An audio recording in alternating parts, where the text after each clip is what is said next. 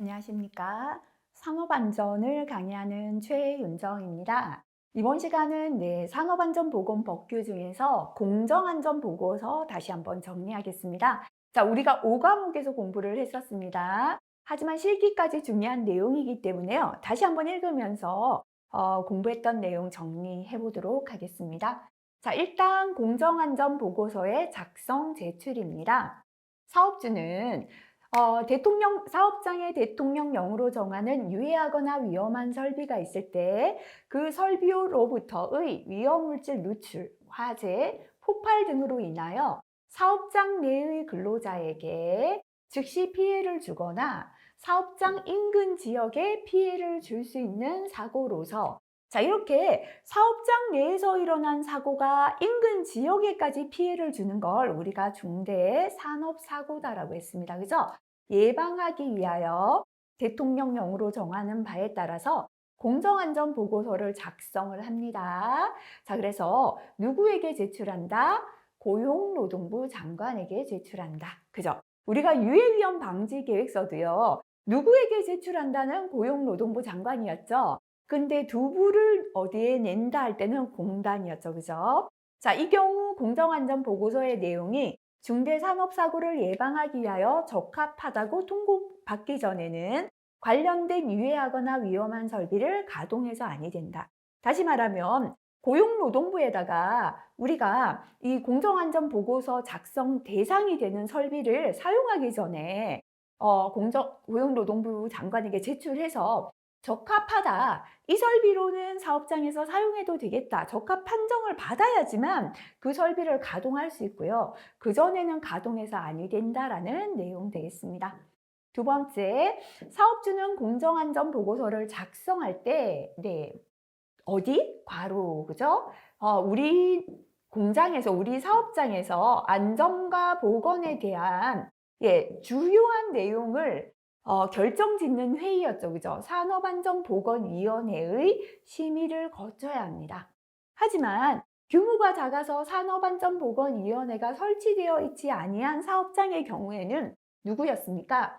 산업안전보건위원회 심의를 거치는 건 사업주뿐만 아니라 근로자 측의 의견도 수용하기 위해서였죠. 자, 그런데 이렇게 산업안전보건위원회 심의를 거칠 수가 없다면 근로자의 의견이 반영이 안 되는 거기 때문에요. 누구의 의견을 듣는다? 근로자 대표의 의견을 들어야 한다라는 내용 되겠습니다. 자, 공정안전보고서 제출하는 시기가 되겠습니다. 사업주는 유해하거나 위험한 설비의 처음 설치하거나 다른 장소로 이전하거나 주요 구조 부분을 변경 공사의 착공일 언제까지? 30일 전까지, 한 달 전까지죠. 그죠? 공정안전보고서를 작성해서 이거 보세요.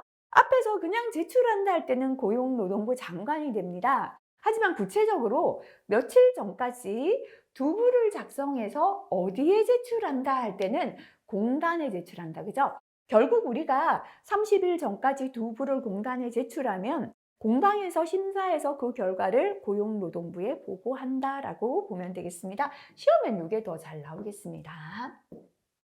자, 이렇게 제출하면 이제 공단에서 공정안전보고서 심사를 하게 됩니다. 공단은 공정안전보고서를 제출받은 경우에는 역시나 우리가 한 달 안에 제출했다, 그죠? 공단에서도 30일 이내에 심사를 해서 환부를 사업주에게 송부하고 그 내용을 지방고용노동관서장에게 보고합니다. 자, 공정안전보고서 심사 결과 구분이다, 그죠? 실기까지 중요합니다. 적정이죠. 보고서의 심사 기준을 충족했을 때가 되겠습니다. 조건부 적정입니다. 보고서의 심사 기준을 대부분 충족하고 있으나 부분적인 보완이 필요하다고 판단할 경우이고요. 부적정입니다. 보고서의 심사 기준을 충족시키지 못한 경우, 그죠? 이렇게 공정안전보고서 심사 결과는 기준을 충족하면 적정, 일부 보완이 필요하면 조건부 적정, 기준을 충족하지 못했을 때 부적정, 세 가지가 되겠습니다. 자, 사업주는 심사를 받은 공정안전보고서를 사업장에 갖추어 두어야 합니다. 사업주는 심사를 받은 공정안전보고서의 내용을 변경해야 할 사유가 발생했을 때는 어떻게 해야 합니까? 지체 없이 그 내용을 보완해야 한다라는 게 되겠습니다. 자, 그 다음에요. 우리가 보고서를 제출해 놓고 보고서의 내용대로 현장에서 실천하지 않아서 안 된다, 그죠? 공정안전보고서의 이행입니다. 사업주와 근로자는 심사를 받은 공정안전보고서의 내용을 지켜서 일을 해야겠죠, 그죠? 자, 그 다음에 이렇게 이행을 해야 되고요. 이행을 잘 하고 있는지 공단이 확인을 한다라는 게 되겠습니다. 사업주는 심사를 받은 공정안전보고서의 내용을 실제로 이행하고 있는지 여부에 대하여 고용노동부령으로 정하는 바에 따라서 고용노동부 장관의 확인을 받아야 된다. 처음에는 보고서는 그럴싸하게 근사하게 냈는데요. 실제 현장에서 그대로 이행 안 하면 안 되잖아요. 그거를 확인하는 거죠, 그죠? 공정안전보고서를 제출하여 심사를 받은 사업주는 다음 각 호의 시기별로 공단의 확인을 받아야 한다. 그죠? 기타 설명 넘어가고 요거 보겠습니다. 시험에 이게 법에는 추가된 지 몇 년 됐는데요. 시험에 안 나오다가 최근에 또 나올 것 같아요. 한번 출제되었습니다. 공정안전보고서 확인 시기 확인하겠습니다. 신규로 설치될 유해위험 설비입니다. 신규 설치는 설치하는 과정, 설치 완료 후 시운전 단계에서 각 1회씩 확인받습니다. 기존에 설치되어 사용 중인 유해위험 설비가 되겠습니다. 심사 완료 후 6개월 이내에 확인받습니다.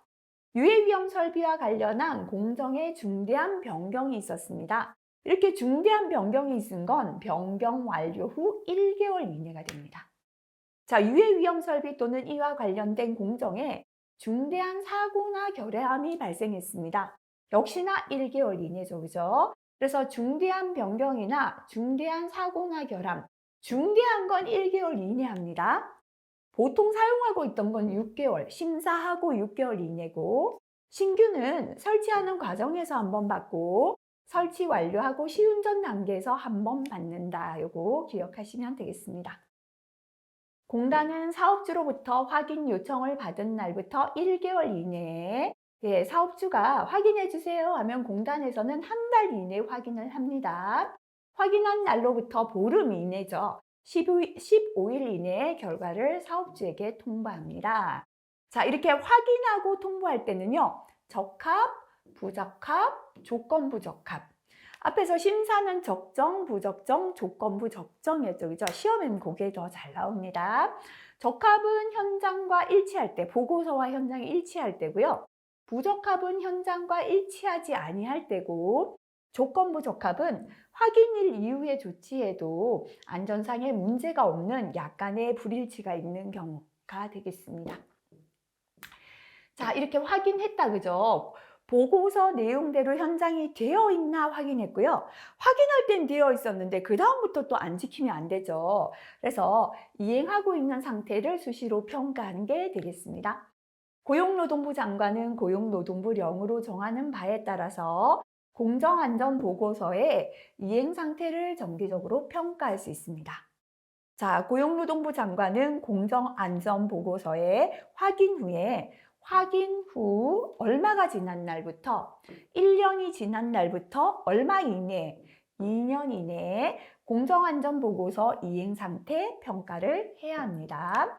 1년이 지나고 2년 이내 합니다. 그죠? 하지만 또 세 번째, 고용노동부 장관은 이행 상태 평가 후 지금 1년이 지나고 2년 이내 이행 상태 평가를 했죠.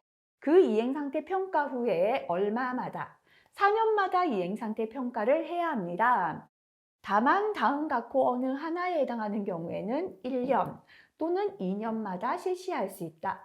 4년마다 하는 걸 1년이나 2년마다 한다는 건 자주 한다는 뜻이잖아요.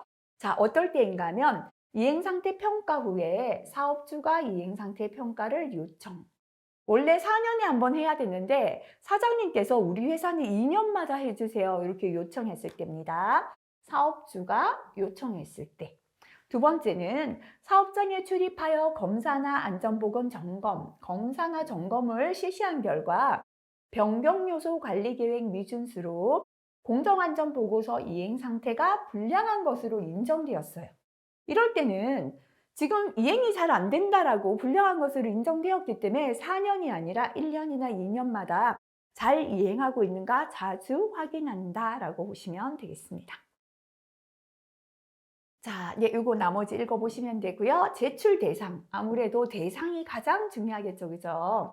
자, 공정안전보고서 제출 대상 넘어가 보도록 할게요. 자, 공정안전보고서는요, 일단은 공정이 위험하기 때문에 안전하다라는 보고서를 넣는 건데요. 사고 중에 가장 큰 건 화재 폭발이다라고 했죠, 그죠? 자, 그래서 화재 폭발을 일으키는 원유, 석유 정제물, 화약 및 불꽃 제품이 들어갑니다. 그 다음에 사람을 중독이나 지식시키는 건 사망사고를 일으키죠. 그래서 중독이나 지식시키는 거다 그랬죠, 그죠? 바로 농약이나 비료가 됩니다. 비료는 복합 비료하고 질소질 비료가 포함된다, 그죠? 자, 그럼 하나씩 볼게요. 첫 번째 화재나 폭발시키는 거에 폭발 제일 잘 하는 게요, 화약 및 불꽃 제품이죠. 첫 번째 화약 및 불꽃 제품 제조업. 그 다음에 기름이다, 그죠? 원유, 정제, 처리업. 그 다음에 석유다, 그죠? 기타 석유 정제물은 재처리업, 그죠? 그 다음에 긴 거는 그냥 읽고 간단하게 줄쳐볼게요. 석유화학계 기초화학물 제조업 또는 합성수지, 기타 플라스틱 물질 제조업 들어갑니다. 자, 그 다음에 이제는요, 중독이나 지식시키는 거죠. 중독 지식시키는 첫 번째 농약이다 그랬죠, 그죠? 농업용 약제, 농약인데요. 화학살균 살충제 및, 그죠? 줄여서 살균 살충제 및 농업용 약제 제조. 살충제나 농약이다 이렇게 기억하시면 되고요. 농약 원재 제조만 해당됩니다. 그 다음에 이제 비료인데요. 질소질 비료하고 복합 비료가 들어갑니다. 자, 다섯 번째 질소화합물, 질소인산 및 칼리질 화학비료 제조업 중에 질소질 비료 제조 들어가고요. 다섯 번째, 여섯 번째입니까? 예, 복합비료 및 기타 화학비료 제조업 중 복합비료 제조, 그죠? 단순 혼합이나 배합은 배합은 제외합니다. 썩는 것만 하는 건 제외하고 제조하는 게 들어갑니다, 그죠?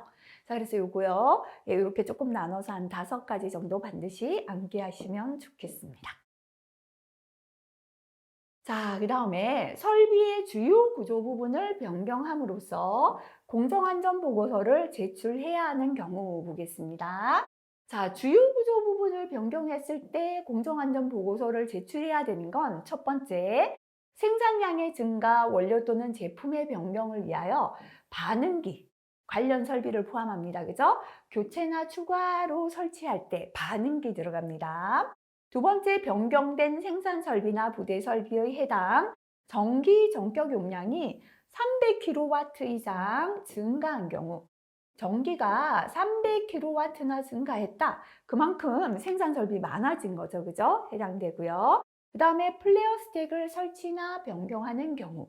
이 부분도 크게 시험에는 안 나왔는데요. 기억을 좀 하시면 좋겠습니다.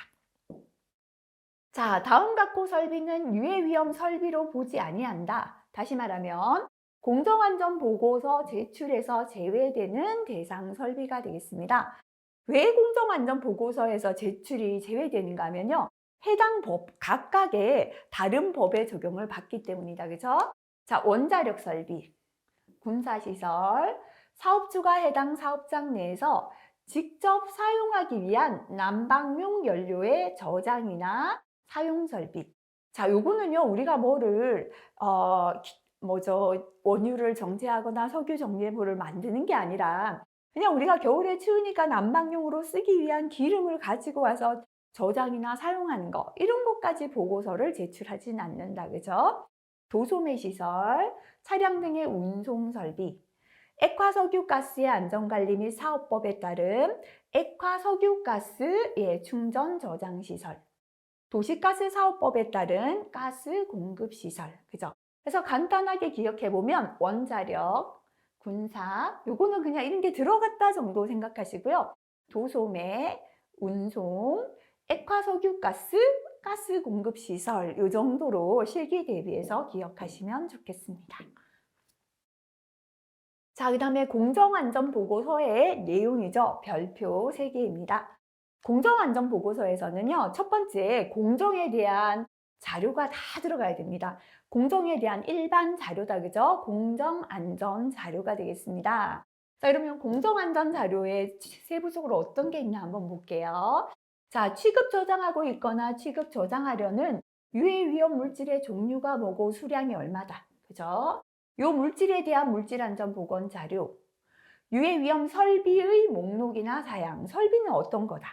그 다음에 공정도면, 각종 건물 설비의 배치도, 폭발 위험 장소 구분도나 전기 단선도, 위험 설비의 안전 설계 제작 및 설치 관련 지침서, 위험 설비 지침서들, 그죠? 자, 이렇게 공정에 대한 일반 안전 자료가 다 들어가는 게 공정안전 자료가 되겠습니다. 두 번째는 공정 위험성 평가서다, 그죠? 위험성 평가를 해서 공정이 얼마나 지금 위험하다라는 여러 가지 위험성 평가 기법들 있죠, 그죠? 실기에 넘어가면 요 중에서요 3가지를 적어라, 그죠?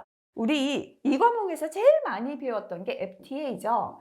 예, 가장 광범위한 분석할 수 있잖아요, 그죠? 자, 그 다음에 우리 뭐 있었습니까?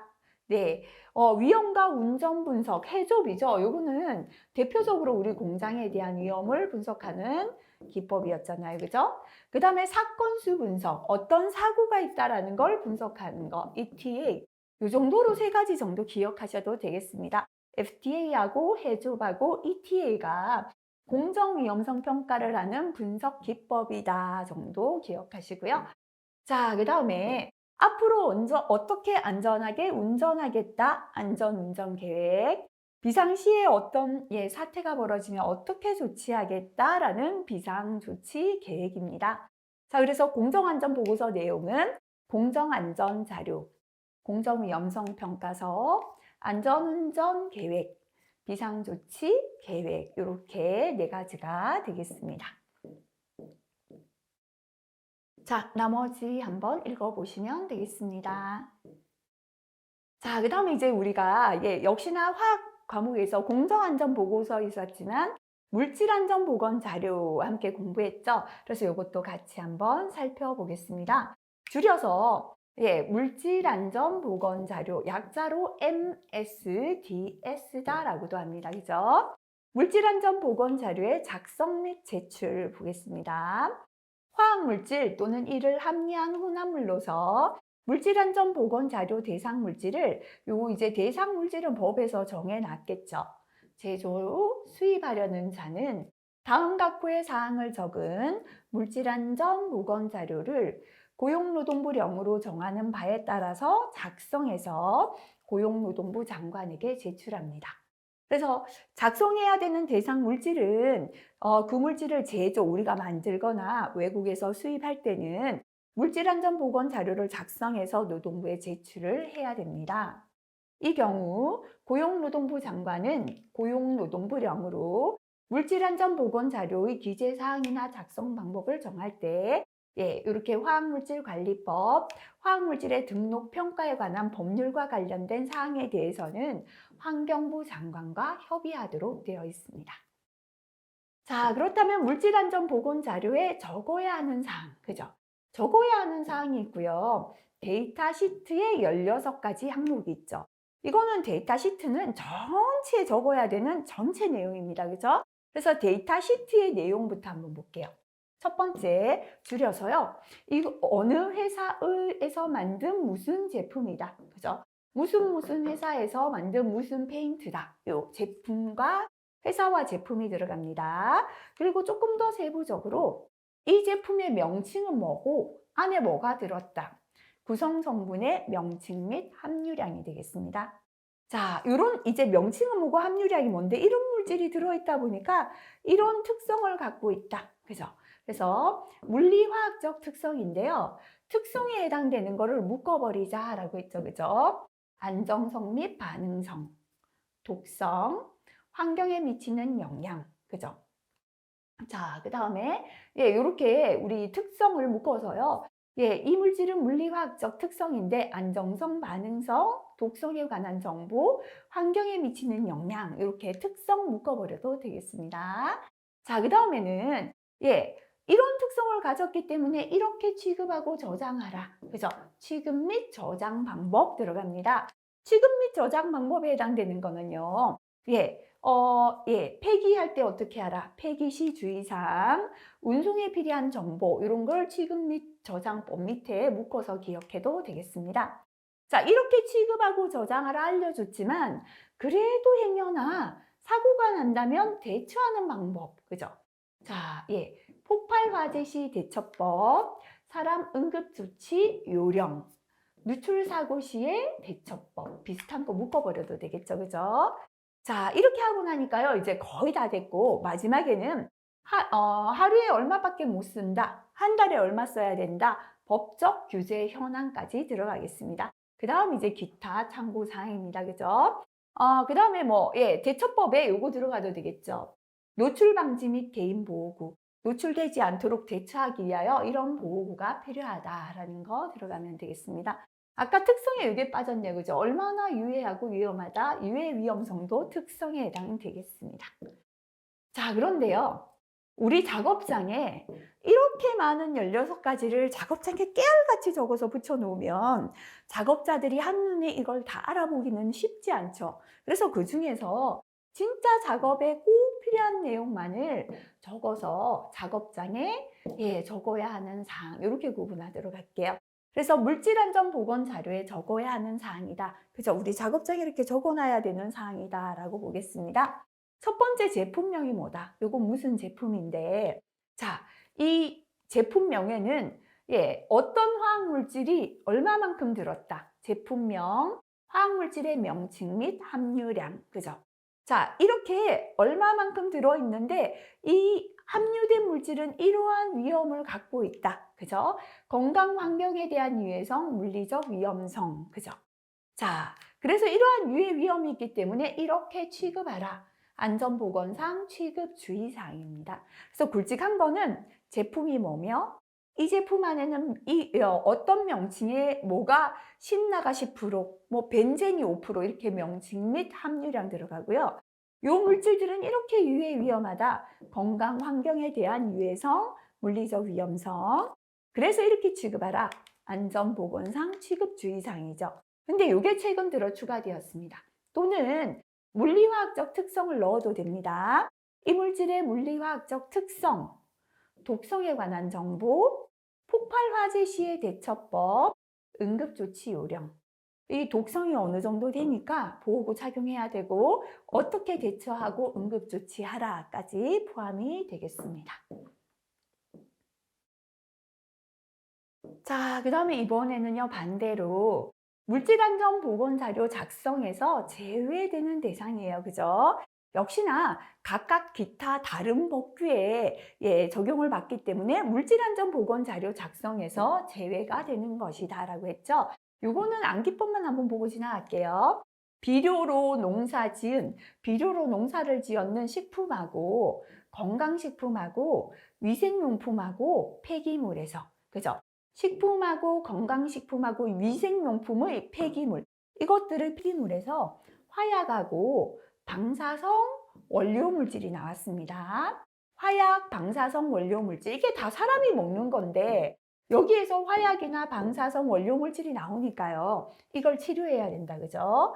뭘로 치료하냐면 소비자용 의료기기, 첨단의약품, 마약, 화장품으로 치료했다. 이렇게 하시면 실기에 나올 때는요, 요 관련 법률은 제외하고 적어도 된다. 이렇게 나왔습니다. 그래서 방사성 물질, 의료기기, 위생용품 요것만 적어도 되니까요. 아까 암기법 보시고 이렇게 외워두시면 실기 가셔서는요 5가지 적으라면 요까지만 해도 되죠. 그죠? 비료 로 할 때 비료, 농사할 때 농약, 사료, 식품, 건강식품, 위생용품, 폐기물에도 종류는 충분히 되죠. 그죠? 하지만 필기에서 어떤 거다라는 거 대략적 기억하기 위하여 암기법 기억하고 넘어가시면 좋겠습니다. 자, 이렇게 물질안전보건자료 작성 대상 물질을 제조나 수입할 때 이제 물질안전보건 자료를 작성하는 부분까지 작성해서 고용노동부 장관에게 제출한다까지 공부했고요. 제공해야 된다. 그죠? 그러면 제출했는데 누구한테 제공하는가 보겠습니다. 물질안전보건자료 대상 물질을 양도하거나 제공하는 자는 대상 물질을 양도나 제공, 다시 말하면 화학 물질을 다른 사람에게 이렇게 양도나 제공, 판매하거나 할 때는 이를 양도받거나 제공받는 자에게 내가 파는 사람이고 사는 사람이 있잖아요. 그죠? 물질안전보건 자료를 제공해야 한다. 자, 우리가 아까 여기에서 의약품이요.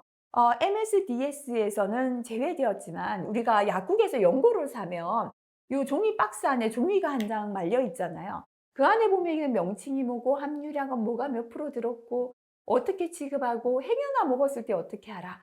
MSDS처럼 종이가 같이 들어있죠. 이렇게 대상 물질을 양도나 제공할 때는 제공받는 자에게 물질안전보건 자료를 함께 제공해야 된다라는 내용입니다. 동일한 상대방에게 같은 물질안전보건 자료 대상 물질을 2회 이상 계속해서 양도나 제공할 때 한 사람이 계속 똑같은 걸 사갑니다. 그죠? 이럴 때는 물질안전보건 자료 변경이 없으면 추가로 물질안전보건 자료를 제공하지 않을 수 있다. 그죠? 자, 변경된 게 없다면 추가로 제공하지 않아도 됩니다. 하지만 물질안전보건자료 기재 내용을 변경할 필요가 있는 상황 중 우리가 16가지 중에 변경할 필요가 있어서 변경했습니다. 이 중에 상대방에게 꼭 제공해야 되는 내용이 있다. 그죠? 첫 번째는 제품 회사. 어떤 회사 어떤 제품이고요. 그 안에 제품 명칭은 뭐고 뭐가 함유되어 있다. 명칭 및 함유량. 자, 그 다음에 이거는 이렇게 유해 위험하다. 유해 위험성. 그죠? 이렇게 유해 위험하기 때문에 이렇게 취급하고 저장하라. 취급 및 저장 방법. 취급 저장법을 알려줬지만 행여나 잘못 취급해서 사고가 난다면 응급조치 요령, 누출사고 시 대처법, 폭발 화재 시 대처법, 노출 방지 및 개인보호구. 그죠? 그 다음에 법적으로 하루에 얼마 사용한다. 이게 10만큼 사용하게 됐는데요. 5밖에 사용 못하게 법이 바뀌었어요. 안 알려주면 법규를 위반하는 거죠. 그래서 요거 들어갑니다. 그죠? 제품과 회사, 명칭 함유량. 자, 이건 이렇게 위험하다. 유해 위험성. 이렇게 취급 저장하라. 당연히 들어가야겠죠. 행여나 사고가 났을 때 대처법하고 법적 규제 현황은 변경되었다면 상대방에게 반드시 제공해야 된다라는 게 되겠습니다. 자, 물질안전보건 자료의 일부 비공개 승인 이런 내용은요. 한번 읽어보시면 됩니다. 시험에 크게 해당되는 내용 아니니까요. 이것도 한번 읽어보시고. 자, 물질안전보건 자료의 게시 및 교육. 자, 사업주께서 이거를 잘 작성하셔서 우리가 고용노동부 장관에게 제출했고요. 또 양도할 때 물질안전보건 자료를 함께 줬어요. 사갖는 사장님이 본인만 보고 근로자에게 알려주지 않아서는 안 되겠죠. 그러면 근로자가 또 위험해지잖아요. 그래서 물질안전보건 자료를 사업장에 현장에 게시하고 근로자에게 교육하라. 너무 중요하죠. 그죠? 물질안전보건자료 대상 물질을 취급하는 사업주는 취급하는 사업주, 다시 말하면 내가 화학물질 사왔잖아요. 내가 이걸 사용해야 하는 사업주는 다음 같고 어느 하나에 해당하는 장소 또는 전산설 장비에 항상 물질안전보건 자료를 게시하거나 갖추어 두고 늘 근로자들이 볼 수 있도록 해야 한다. 그죠? 그러면 게시하거나 비치해야 하는 장소는 어딘가 보겠습니다. 물질안전보건자료 대상 물질을 취급하는 작업 공정에 있는 장소. 이걸 취급하는 작업 공정에 붙여놔야 늘 볼 수 있죠. 그죠? 당연하겠죠. 작업장 내에서 근로자가 가장 보기 쉬운 장소. 그죠? 근로자들이 휴식만 한다면 여기서 다 모여 휴식할 때 앉아서 저 벽을 쳐다봐요. 그럼 여기가 제일 잘 보이죠? 늘 볼 수 있게 붙여두고요. 근로자가 작업 중에 쉽게 접근할 수 있는 장소에 설치된 전산 장비. 작업 중에 작업 때문에 확인해야 되는 전산 장비가 있다면 그 안에 넣어놔도요, 항상 확인할 수 있겠죠. 이렇게 취급하는 작업 공정이 있는 장소, 가장 보기 쉬운 장소, 쉽게 접근할 수 있는 전산 장비에 게시나 비치할 수 있다라는 내용 되겠습니다. 자, 그 다음에 이제 사업주는 물질안전보건자료 대상 물질을 취급하는 작업 공정별로 고용노동부령으로 정하는 바에 따라 물질안전보건자료 대상 물질 관리 요령을 게시해야 한다. 작업 공정별로 해당되는 물질이 있다면 이 물질은 이렇게 관리하라라는 관리 요령을 게시해야 된다라는 겁니다. 그죠? 자, 그래서 물질안전보건자료 대상 물질의 작업 공정별 관리 요령에 포함해야 되는 사항이 되겠습니다. 제품명, 그죠? 자, 이건 무슨 제품인데 이러한 위험성을 가지고 있다. 건강 환경에 대한 유해성, 물리적 위험성. 이러한 유해 위험이 있으니까 이렇게 취급하라. 안전보건상 취급주의사항. 행여나 이렇게 취급하라 알려줬지만 사고 난다면 이렇게 하고 이러한 보호구를 사용하라. 그죠?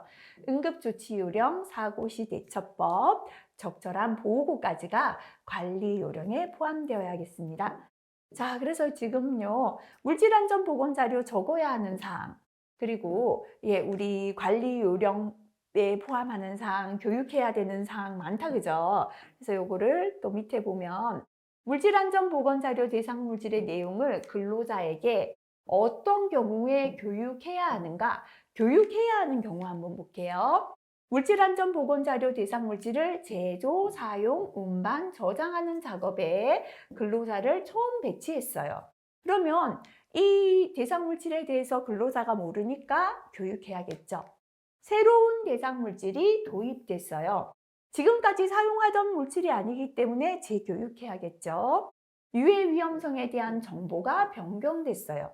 물질은 안 바뀌었지만 그 물질에 대한 정보가 바뀐 것도 근로자에게 교육을 해야 합니다.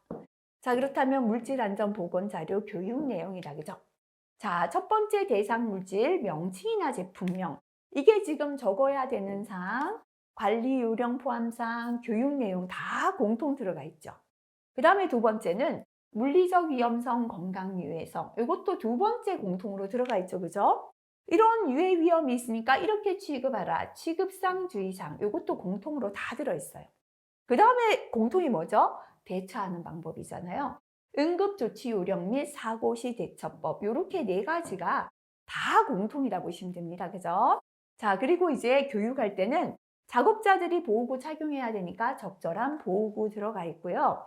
물질안전보건 자료와 경고 표지를 이해하는 방법. 자료를 이렇게 사업장에 게시했지만 결국 근로자가 이걸 이해하지 못한다면 게시를 했는 목적, 효과가 없어집니다. 그죠? 그래서 물질안전보건 자료, 경고 표지를 이해하는 방법도 교육해야 한다라는 게 되겠습니다. 자, 그 다음에 물질안전보건 자료, 대상 물질 용기 등의 경고 표시. 그죠? 자, 여기에요. 굉장히 물하고 만나면 폭발하는 물질이 들어있는데 박스를 뜯어서 물질안전보건 자료를 보면 물하고 만나면 폭발합니다 되어 있는데요. 용기에 아무런 표시를 안 해놨다면 뜯어보기 전에 이미 물하고 만나서 폭발하겠죠. 그래서 물질안전보건 자료 대상 물질이라면 여기에 어떻게 해야 되겠습니까? 폭발성 물질 마크를 딱 이렇게, 그죠? 폭발 또는 급성 독성 물질, 해골 이런 걸 표시를 해둬야 용기에서부터 표시를 해야 이 물질은 이게 이렇게 취급해야 되는구나 알 수 있겠다, 그죠? 물질안전보건자료 대상 물질을 양도하거나 제공하는 자는 고용노동부령으로 정하는 방법에 따라 이를 담은 용기 및 포장에 경고 표시를 해야 한다라는 내용이 되겠습니다. 자, 두 번째, 사업주는 사업장에서 사용하는 물질안전보건자료 대상 물질을 담은 용기에 경고 표시를 해야 된다. 사온 용기를 가지고 소분해서 조그만한데 나눠 담았죠. 여기도 역시나 경고 표시를 이렇게 붙여야 된다라는 내용입니다. 자, 그 다음에 작성하는 원칙 한번 볼게요. MSDS는 한글로 작성하는 것을 원칙으로 합니다. 하지만 화학물질명, 외국기관명 등의 외국에서 만든 물질이라 고유명사, 그 이름이죠, 그죠? 제품명 같은 고유명사는 영어로 표기합니다. 자, 그다음에 제1항에도 불구하고 실험실에서 시험 연구 목적으로 사용하는 시약으로서 MSDS가 외국어로 작성된 경우, 시험 연구 목적일 때는 그죠? 한국어로 번역하지 않아도 된다. 이게 시험이나 연구 목적으로 외국어로 작성이 되어 있는 건 판매하는 게 아니기 때문에 그때는 번역하지 않아도 괜찮습니다. 시험 결과를 반영하고자 하는 경우에는 해당 국가의 우량 실험 기준 A하고 B 실험 두 가지가 있죠. 이 국가에서는 B보다는 A가 신뢰도가 더 높다라고 한다면 그 국가에서 정한 우량 실험 기준에 따라 수행한 시험 결과를 우선적으로 고려한다. 외국어로 되어 있는 MSDS를 번역하는 경우에는 자료의 신뢰성이 확보될 수 있도록 최초로 작성한 기관명과 시기를 함께 기재합니다. 다른 형태의 관련 자료를 활용하여 MSDS를 작성할 때는 참고 문헌의 출처를 함께 기재합니다. 자, 그래서 최초 작성 기관명, 시기, 출처를 함께 기재한다라는 게 되고요. MSDS 작성에 필요한 용어나 작성에 필요한 기술 지침은 한국산업안전보건공단이 정합니다. MSDS의 작성 단위는 계량에 관한 법률에 정하는 바에 의한다. 질량은 킬로그램 단위다. 그다음에 우리 센티미터 단위다. 이런 거 있죠. 이게 전부 다 계량하는 거죠. 그래서 작성 단위는 계량에 관한 법률이 정하는 단위를 씁니다. 각 작성 항목은 어떻게 빠짐없이 작성하고요. 다만 부득이 어느 항목에 대해서 관련 정보를 얻을 수 없어요. 정보를 얻을 수 없을 때는 자료 없음. 자, 그다음에 적용이 불가능하거나 대상이 되지 않을 때는 해당 없음이라고 기재합니다. 자, 구성 성분의 함유량을 기재하는 경우에는 함유량의 플러스 마이너스 5% 범위에서 함유량의 범위 하한에서 상한값으로 함유량을 대신하여 표시하고요. 함유량이 5% 미만인 경우에는 하한값을 1%, 발암성 물질, 생식세포 변이 원성 물질은 0.1, 호흡기 과민성 물질, 가스는 0.2, 그 다음에 생식 독성은 0.3%인데 보통 그 하한값을 1% 이상으로 표시한다. 그죠? 보통은 어떻게? 플러스 마이너스 5% 범위에서 함유량 표시를 합니다. 사업주가 MSDS를 작성할 때는 취급 근로자 건강보호 목적에 맞도록 성실하게 작성합니다. 그죠? 자, 그래서 전체적인 내용을 한번 요약하는 자료입니다. 적어야 하는 사항, 데이터 시트 16가지. 자, 그 다음에 작성 제외 대상. 그죠? 자, 그 다음에 이렇게 언제 물질을 양도하거나 제공하는 자는 양도받거나 제공받는 자에게 물질안전보건자료 함께 제공하고 교육을 해야 된다. 그죠? 개시나 비치해야 하는 장소 앞에서 살펴봤고요. 자, 그 다음에 관리 요령에 포함되어야 하는 사항, 그리고 근로자에게 교육해야 하는 사항. 그죠? 교육 내용. 그죠? 이런 거. 이런 내용들 한번 체크하시고 지나가시면 되겠습니다. 자, 그래서 마지막에 있는 내용, 전체적으로 별표 있는 내용들 위주로 한번 세부적인 걸 다 암기하기는 그렇지만요. 굵직하고 공통되는 내용 위주로 아까 제가 대충 몇 가지 공통입니다 했죠. 한번 정리하시고 이번 시간 마무리하시면 좋겠습니다. 이번 시간 여기까지 하겠습니다. 수고하셨습니다.